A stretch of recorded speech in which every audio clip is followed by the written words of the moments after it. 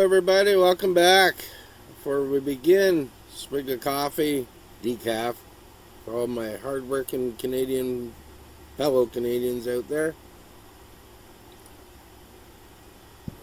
How y'all doing? Oh my goodness, I'm looking at myself here on the screen, and it's time to dye my beard again. What the heck happened? My mustache is a different color, or it's the lighting. I'm not sure which. Holy mackerel. Oh my goodness, what a busy day. The time, is it me or is the days just going by faster? It just seems like time's going like that. Like I get up and I'm doing stuff, but it's like next thing you know, it's day's almost done. Anyway, how y'all doing? Look at this, found my linen shirt. I have some more on order from Temu. Oh, Temu. I hate that Temu. I'm addicted. I stopped for a long time. But now I'm getting the emails again. And lo and behold, I'm buying more clothes. Well, because I'm a big fat guy, it's the only place where I can actually buy clothes that actually fit me. So, and lots of it, and it's affordable. So, I'm happy that way. Yeah, cheap, and it fits. I can't get clothes anywhere else. But I am down 25 pounds now. Got a long way to go. Still a fat bastard, but I'll get there. And once again, I had what I have today. I had cucumbers again for lunch and mushrooms. Yummy! Anyways, moving on. I got lots of stuff that I found today online to go through, and we'll see how far I get. Might have to do a couple episodes today if time allows. First up, Trump's secret NATO ultimatum sparks panic as U.S. pulls jets, bombers, and every submarine from Europe. Ooh. Now, I don't do a lot of Trump stuff because that just sets people off. And I'm not a Trump supporter. I'm not a MAGA. I'm not a Maple MAGA, even though I'm conservative. But this is interesting. Say what you will about Trump, with everything that he's been doing. But make no bones about it. The NATO forces did not support him in anything that he's been doing with Iran. He's pulled out of, I forget what it's called now, part of the North American deal with Canada. He doesn't trust Canada, and he shouldn't. We're cozying up to China. And, he's not wrong in the fact that Canada and all these other countries have not pulled their weight as far as the money that they're supposed to spend on NATO defense, and they just haven't. And he's had enough of it. So Donald Trump is set to slash the arsenal of U.S. fighter jets, warships, and submarines reserved for NATO allies should a military crisis erupt in Europe.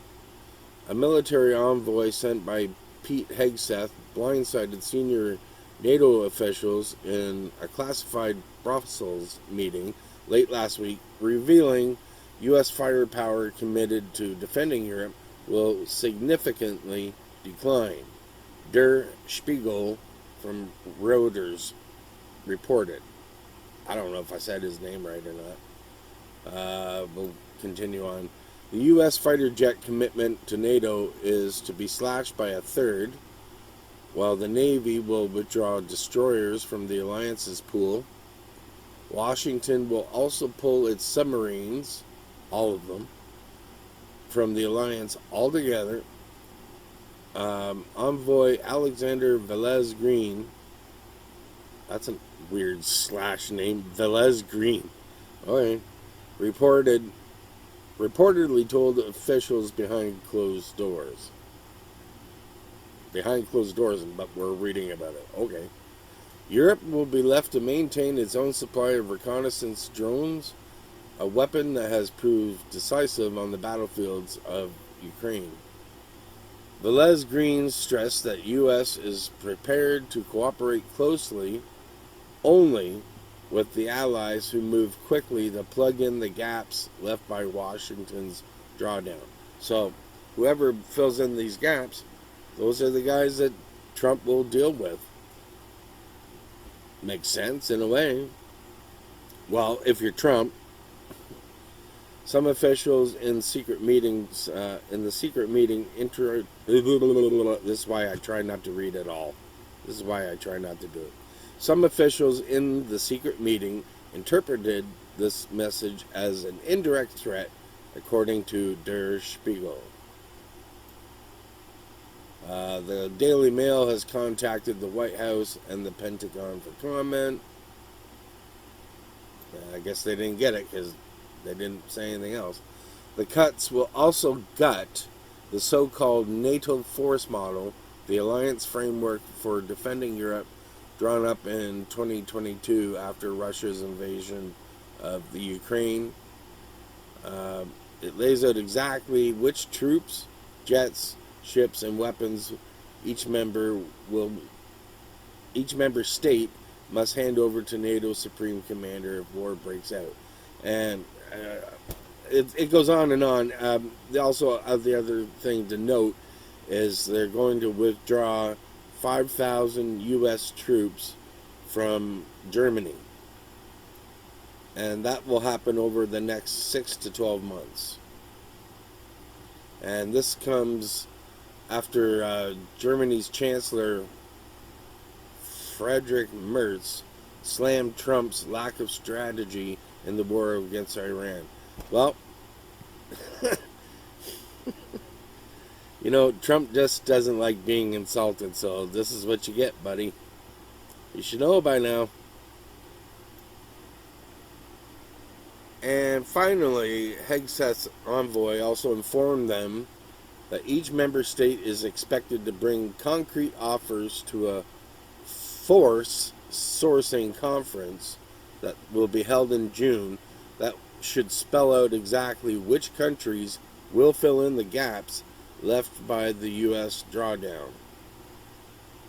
So there you go. Next up, don't let the door hit you on the way out. Breaking. Carney Liberal MP Stephen Guilbeault, who previously served as Justin Trudeau's environment minister, is considering resigning from Parliament because he thinks Mark Carney isn't anti-energy enough.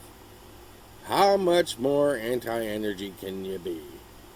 Goodbye, Stephen Guilbeault. Don't care. Too bad, so sad. I mean, like, would anybody really miss this guy? He's a kook. I don't think he'll resign. I don't know. Who cares? Goodbye. Next up is a video that's courtesy of my Facebook friend Bill Farr. Thank you, Bill, for the content. Appreciate it. My guy, Pierre Polyev. Pay more to stream their favorite. Oh, I gotta cue that up again. Excuse me, folks. Pay more to stream their favorite program. We might see more steel, auto, aluminum, and lumber workers lose their jobs because of the retaliation that the Liberal tax hike might provoke.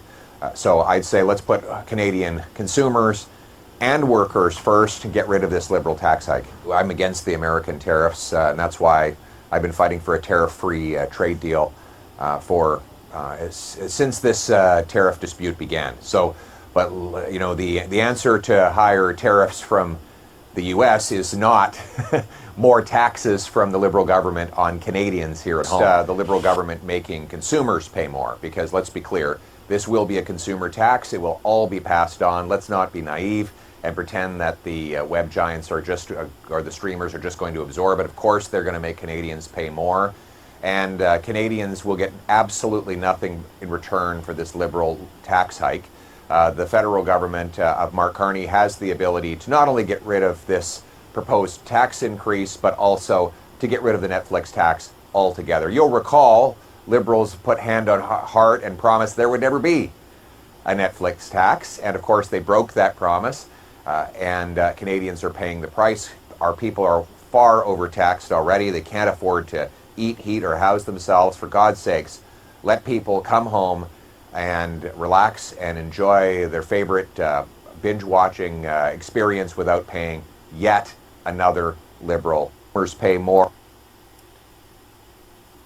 Yeah, that's going to go over well with the Americans, isn't it? That's going to help us with the trade dispute, I'm sure. And we're back, and we're moving on as quick as possible with the next video from Ron Butler. And of course it's not working. It was working. What's going on here? Okay, I'm back. I got it fixed. Supposedly. It was working just a second ago, so here we go. Well, Jesus, Mary, and Joseph in a fucking rowboat. We got refugee gone wild in Canada now. It's just gone fucking nuts. My buddy Ben Rabideau does a lot of research on this stuff, and he's coming up with it. You can find him anywhere. He's on X. He's all over the place. This is fuckery, okay? This refugee stuff has turned into fuckery. And it's expensive. Like, when you successfully claim to be a refugee, you start getting money and services and lots of shit, because you're not allowed to work, right? So, Ben has found out all kinds of wild shit. Like, basically, the reviewers of the refugee status, they have all kinds of motivation just to push people through. Yeah, just push them through. Because to try to send them back is a shit ton of work. Like, it's days of work, and you might get in trouble with your boss and all this bullshit. So it just becomes much, much easier just to let them all come in, all right? Which is fucking nuts, all right? So let's talk about just how nuts it is. So you got, okay, let's say you shot up a house. You're part of the Bishnoi gang, and you want to get some money out of some people, so you shoot their business, shoot their house. You get caught. Yeah, you get caught. Claim refugee status. The fuck? Like, how is that even fucking possible? Like, shouldn't the law be very straightforward? If you are either on a tourist visa, or you're here as a student, or you're here as a temp worker, and you're arrested for a felony, you're arrested for a criminal code, you gotta go. There's no refugee status for you. I mean, you know, we might put you in jail, but we're definitely sending you back, okay? No, apply for refugee status. Like, okay, and then what's the fuckery of, okay, you're a student, you're here under a student visa, your student visa runs out, you think, oh, fuck, what am I going to do? I'd like to try to find a way to stay. You know what? Think I'm gay, and I'm persecuted, so, yep, I'm going to need to stay, and I'm going to file for refugee status. Wait a fucking second, okay? Shouldn't you just go home, okay? You can file from home, okay? You can do, like, you can't be here under a status that's temp worker, student, whatever it is, okay?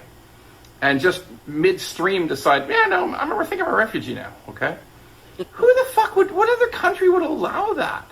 Maybe Britain, they're mental, okay? Like, it's fuckery, it can't happen, it's gotta stop. Look, we just have to do a complete overhaul of these refugee rules, change all the laws, tighten it all up, and go back, okay? You gotta go back. You can't stay. It doesn't make sense, all right? Sure, there's some real refugees who come from the war in Ukraine, your house was destroyed. Come on, you're a refugee. All this other shit? No, send them back. Well, Is he wrong? Tell me your thoughts. Leave some comments. While we're at it, hit like and subscribe and share. Tell a friend. And I'm back. I just took a quick minute there to finish my coffee.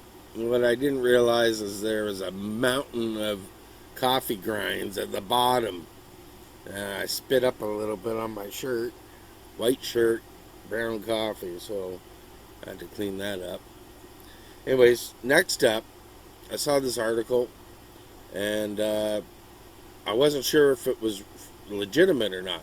So, National Post article, Ontario man dies of MAID after being assessed outside of a Tim Hortons.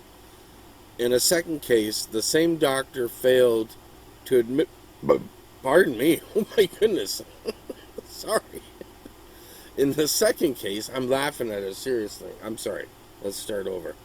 In a second case, the same doctor failed to administer one of 3 drugs used in assisted deaths, and the patient resumed spontaneously breathing after being pronounced dead. Are you for real? Oh my God. So, let's see here on the other side.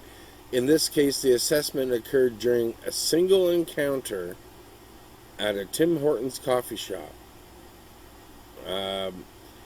He had a history of mental illness, previous bouts of suicidal thinking, and ongoing alcohol and opioid misuse that cost him his driver's license.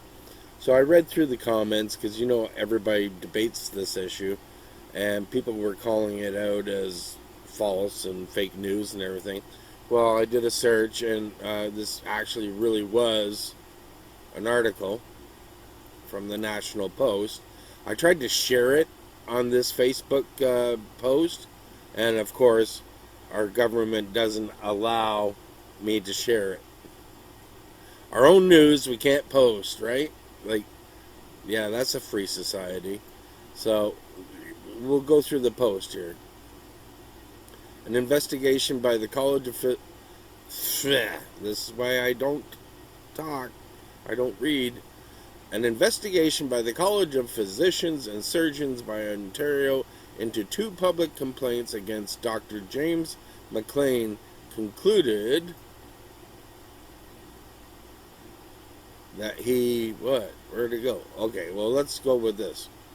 A London, Ontario doctor who assists a patient with inflammatory bowel disease and a history of mental health issues for MAID outside a Tim Hortons location, and later personally drove the man to a place where his life was ended, has agreed to a minimum of 6 months supervision.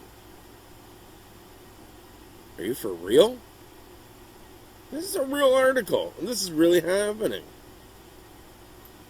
In another case, Dr. James McLean failed to administer one of 3 drugs used in assisted deaths, one that paralyzes the body's muscles, including the muscles involved in breathing.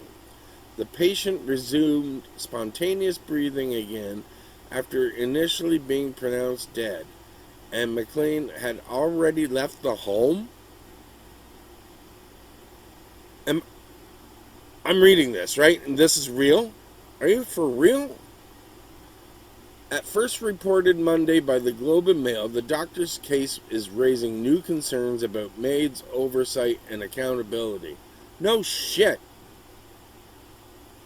What is striking is not only the seriousness of the concerns identified in these cases, but the limited regulatory response, said Dr. Ramona Cohol, family physician and former member of the Office of Chief Coroner of Ontario's MAID Death Review Committee. I'm sorry, I'm reading all of this. This is blowing my freaking mind.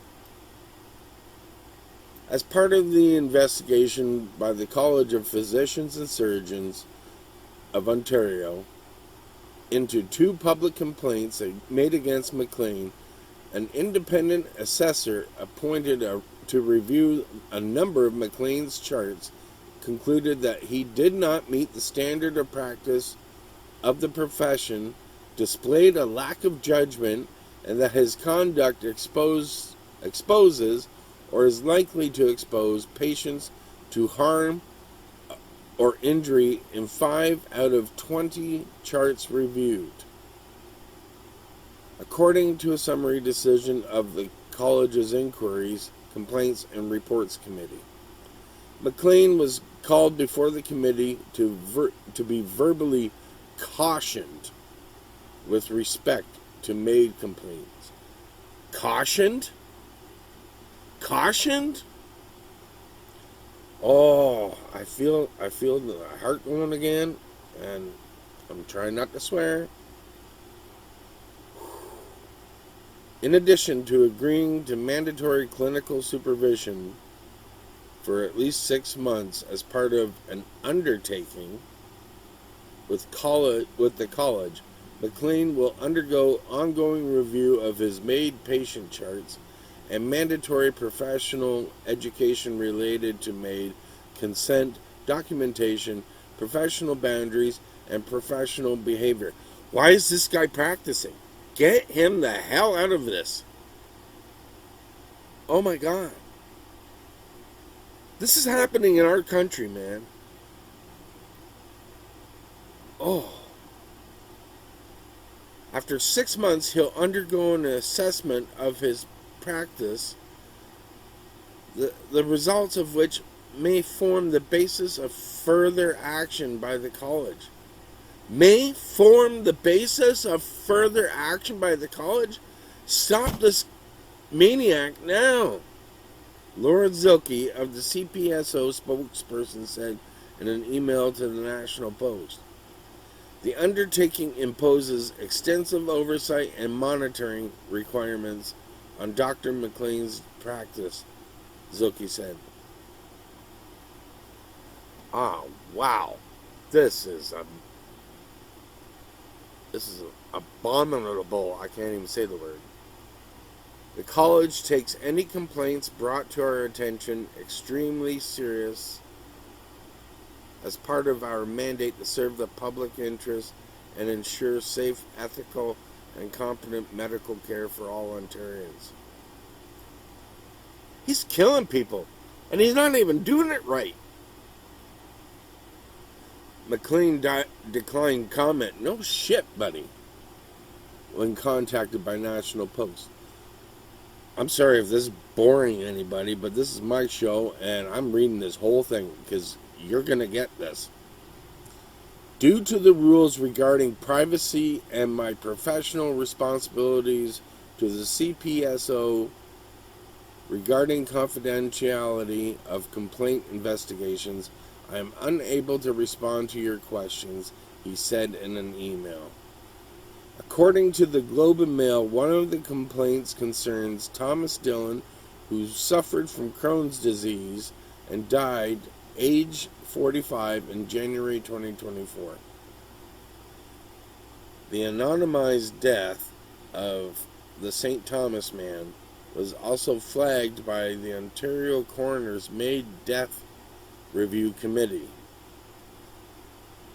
In a report involving 2024 MAID deaths, the coroner's panel highlighted a case of Mr. A male in his 40s, with inflammatory bowel disease, who because of his illness didn't have an active social network, had difficulty maintaining a job, found personal relationships difficult, and was dependent on family for housing and financial support. And that should make you want to kill yourself? Wow. That's hard times, man, but to be anyway. He had a history of mental illness, previous bouts of suicidal thinking, and ongoing alcohol and opioid misuse that cost him his driver's license. Why can't we get these people help? This was the whole purpose of my episode on the weekend, whatever I called it, Shaner'S Sunday. Why is death the alternative? Why can't we get people the help that they really need? Why is that impossible?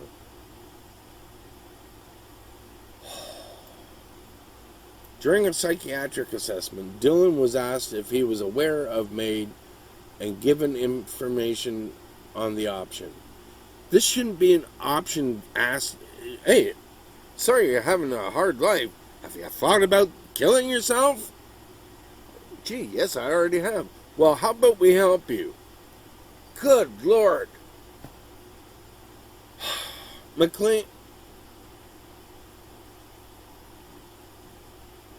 McLean and other assessor found Dillon's eligible for MAID under Track 2, designed for people whose death is not reasonably foreseeable, but who suffer intolerable from grievous and irredeemable medical condition. McLean conducted his assessment outside the coffee shop. Conducted his assessment outside the coffee shop. The CPSO panel found it concerning that McLean discussed sensitive MAID-related matters in an informal public setting, not even in an office. According to the summary of the Inquiries and Complaints Committee's decision. Good Lord love us. In the committee's view, this reflected a lack of level of formality and care expected when assessing requests for MAID. You think? End this guy's career. Don't give him 6 months. No. End it. Stop him. Stop him from killing people. This keeps going on. The panel was also troubled by the quantity and nature of McLean's text exchanges with Dillon, which included comments about the family's views. This guy's texting with a patient that he's talking to outside of a frickin' Tim Hortons? This is real professional. McLean's decision to drive Dillon to the MAID provision location, which the Globe identified as an industrial-like facility where bodies are prepared for funerals, raised concern about professional boundaries. Stop this, man. Just stop it. Stop it. And I'm not allowed to share this article on my Facebook. I'm not allowed. I can't copy and paste it. I tried. I'm not allowed.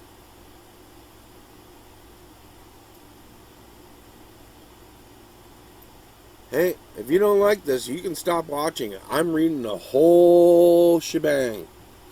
Taken together, these actions created a risk that McLean's involvement could be perceived as influencing the patient. You think? The committee's summary reads, especially given the patient-doctor power imbalance and Dillon's history of mental health and substance use issues. Wow. According to more detailed decision from the Inquiries and Complaints Committee, provided to the family and obtained by the Globe and Mail, Dillon refused to ride to the MAID procedure site with his sister when she arrived at the Tim Hortons, where he and McLean had arranged to meet. Okay, so they arranged to meet there. And the doctor assessed him outside of a freaking Tim Hortons. McLean ultimately drove Dillon himself. The doctor who assessed this guy at a Tim Hortons drove the patient, quote unquote, there we go, drove him, where did I lost my spot? Drove himself to ensure the patient's final moments were dignified. This is one of the most disgusting things ever. Dillon didn't want to die at home, where he lived with his mother, because he knew his family didn't approve, and he agreed to the chosen site after other options were considered, the decision said. This is making me sick.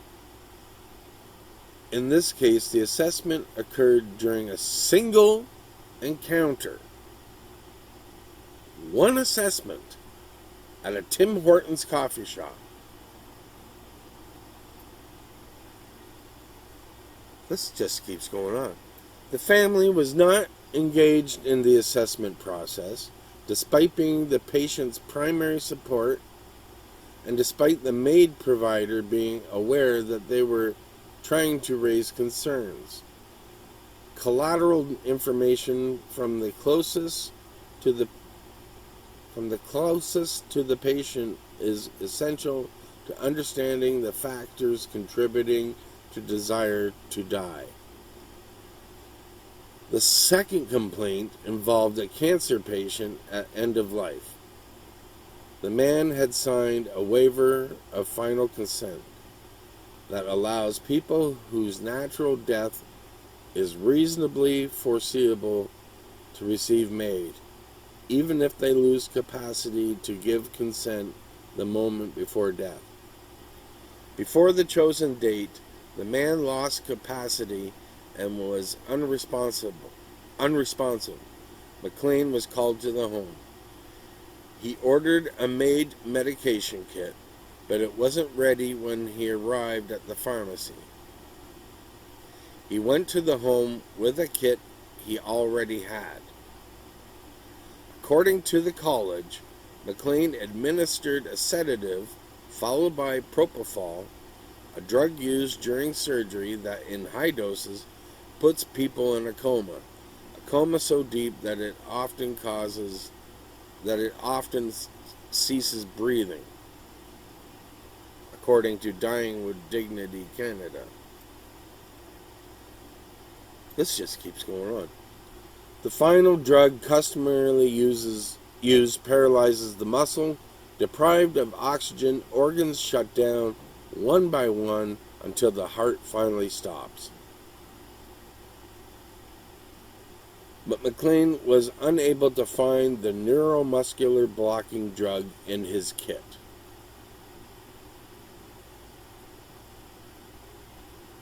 Shortly after administering the propofol and unable to hear a heartbeat, McLean pronounced the patient dead.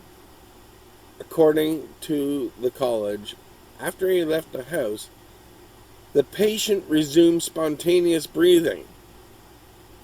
Oh.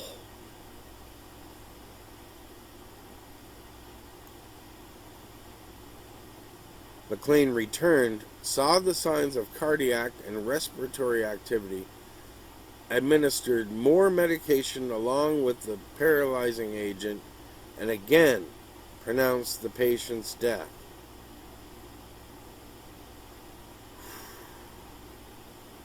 I'm actually reading this, and this is real.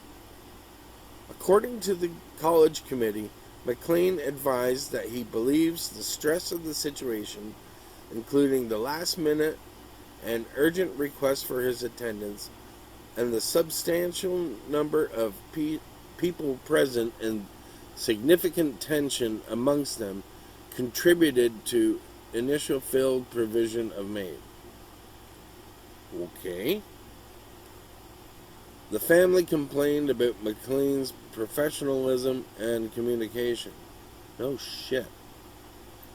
The level of scrutiny and accountability applied to MAID is inconsistent with how other serious medical procedures are regulated, Coelho said. The federal government frequently points to the absence of criminal findings or disciplinary action as evidence that the MAID system is functioning safely. Cases such as these, along with those documented by the coroner's MAID Death Review Committee, confirm that important gaps in oversight and accountability remain. Alright. This is blowing my mind. This is real shit. Well, I wasn't expecting that to take up the whole episode. I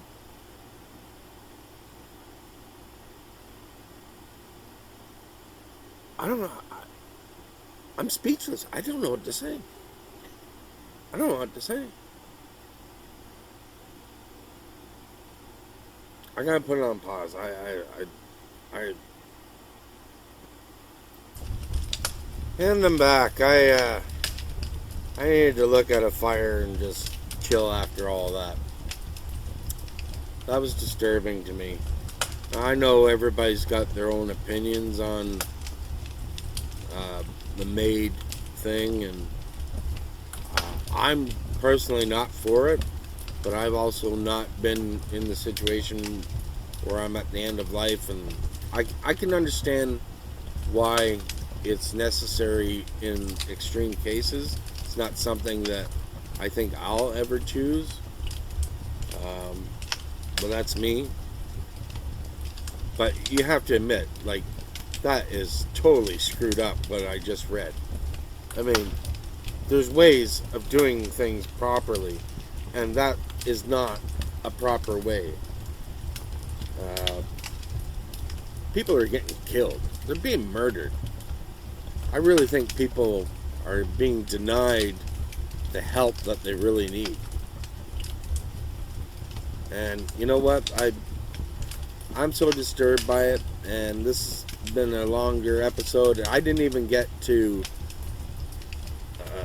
I think I only got through like a third of the stuff I was gonna actually get through today, and I don't even feel like doing the dumb jokes or anything.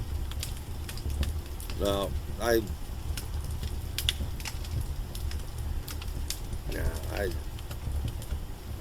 not feeling it.